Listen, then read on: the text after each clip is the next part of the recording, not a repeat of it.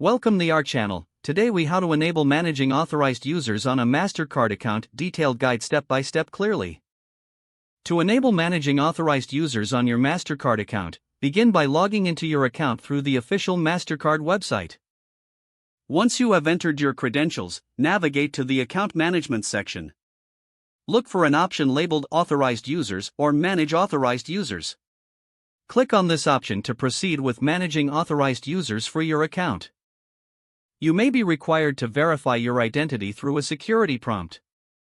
Follow the prompts to complete this verification process.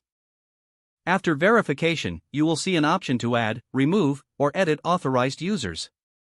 To add an authorized user, click on the Add User button. You will need to enter the new user's personal information, such as their full name and email address. Ensure that you provide accurate information to avoid any issues. Some accounts may require you to set specific spending limits for each authorized user.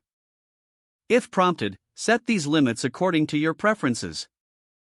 Once you've completed the information, review the details you entered for accuracy. After confirming the information is correct, click on Submit to finalize adding the authorized user. To remove an authorized user, return to the Authorized Users Management section. Select the user you wish to remove from the list of authorized users. Confirm your choice to remove the user by clicking the Remove button. Review any confirmation prompts carefully before finalizing your decision. After managing your authorized users, make sure to log out of your account securely.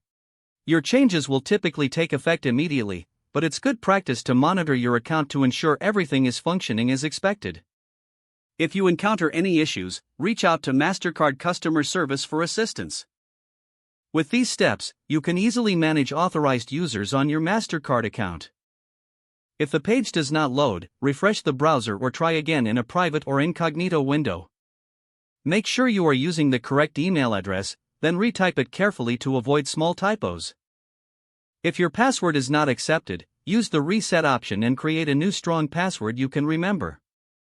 Check your spam folder for verification or security emails, then complete any requested confirmation steps.